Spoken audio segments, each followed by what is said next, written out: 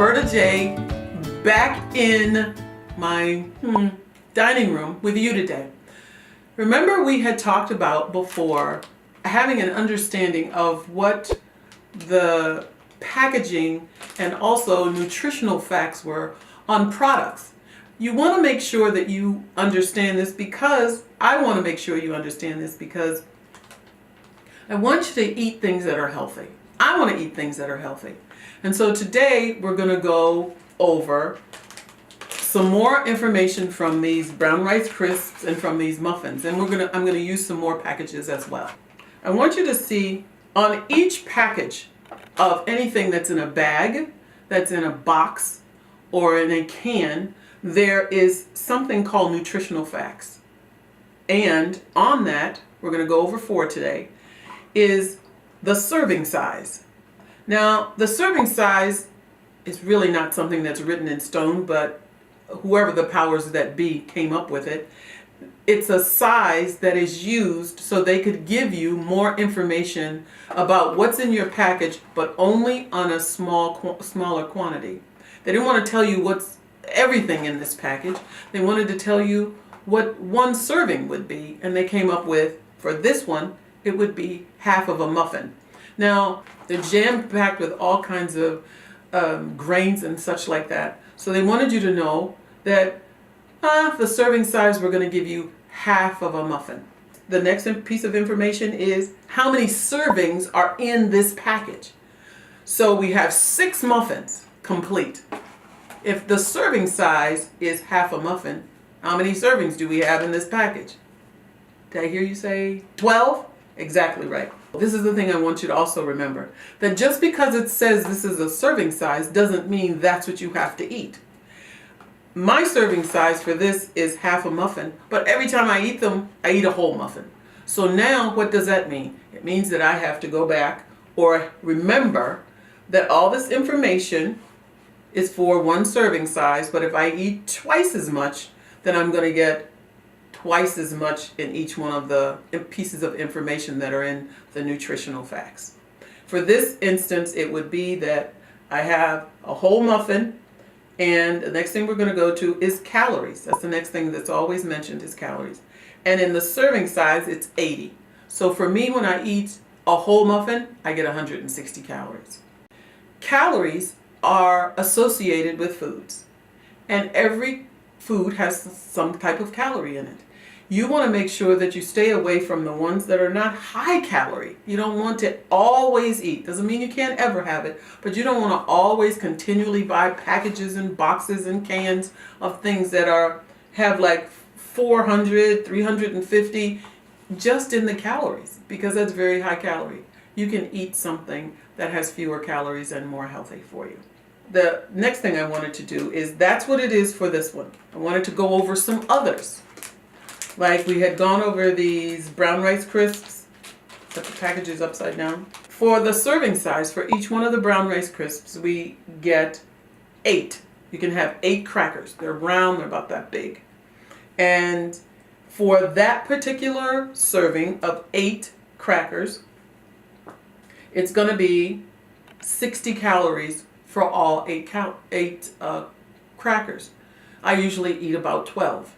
So that's 8.5 servings. So I would do 60 plus 30. So I get 90 calories now. So keep that in mind, that you don't have to eat the whole serving size. If you only wanted to eat 4 of these crackers, then you would cut that 60 in half to 30. Nature's Promise cornflakes. These are 150 calories. But you know what you get for 150 calories? You get a cup and a half. That's a lot of cereal.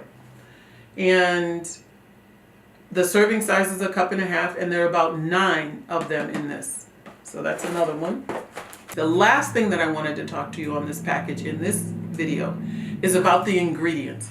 Now, ingredients are kind of interesting. When you look at the ingredients, every single time you see ingredients on any label, they are listed in the order from highest amount to lowest amount, from the greatest percentage to the lowest percentage. If it's cornflakes, then what do you think the first ingredient should be? should be corn, right? Since they're corn flakes. So let's look and see. It is. The first ingredient is organic corn. That's good because you're getting what you're paying for. What you are expecting is corn for your corn flakes, and that's exactly what's in here. Listen to the other ingredients. Organic corn is 1. Second one, organic cane sugar. 2. Third one, sea salt. That's all that's in here. So you want to buy products that have a very short ingredient list. From highest, remember, to lowest. Okay, I wanted to show you this package because somebody in our family bought this, so I thought I will share this with my viewers. You see this list right here? You see ingredient lists that long, the chances are that there may be dyes in it, but there are going to be a lot of extra things that you don't normally eat. And they're words that you probably could not pronounce. Because this is a pie, it's a pie, it has a crust, and it has a filling. On your label, what's going to happen is they're going to list the ingredients in the filling, and they will list the ingredients in the pie crust. They are not listed together because they're two separate things, and so they list the ingredients, same thing, in order by which ingredient occurs the most. For the pot pie, like for example, it's a chicken pot pie, you hope the first ingredient is at least chicken. And guess what? The filling says it's water. The second ingredient is chicken breast. Up here it says filling. Well, down here it says crust. And because it's a crust, crusts are usually made of some kind of flour. And sure enough, flour is the first ingredient.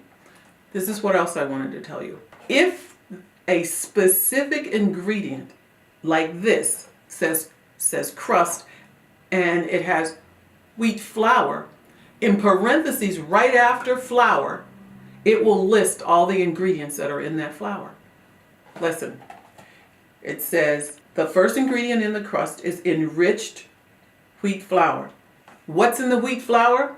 It's wheat flour. And then it says niacin, and it lists a lot of the added vitamins that are contained in that flour, and that's in parentheses. So it'll list flour, but it'll also tell you the other things that are in it. But those are the way the ingredients are listed. That is the end of this particular part of reading food labels. And I just wanted to recap. We're interested in knowing what we're putting into our bodies. What I wanted to share with you is the serving size, the servings per container, the calories, and the ingredients and how they're listed. So every time you pick up a package, you can turn it over and you can say, how many calories is in this? If you're a calorie counter, you'll be able to see. You want to know what's in it, you can read the ingredient list. And you can know whether it's, it does have this in it, but it's only a little bit. That might be something that you could eat once in a while, not all the time.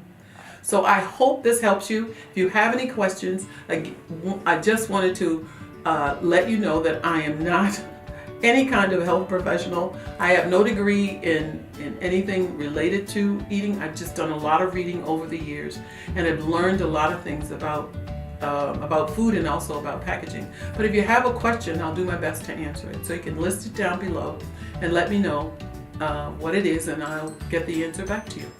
Okay, so I'm glad you joined me on this episode. We'll have one more installment, and that'll be the end of reading labels, and I'll be back in the kitchen. Okay, so bye for now.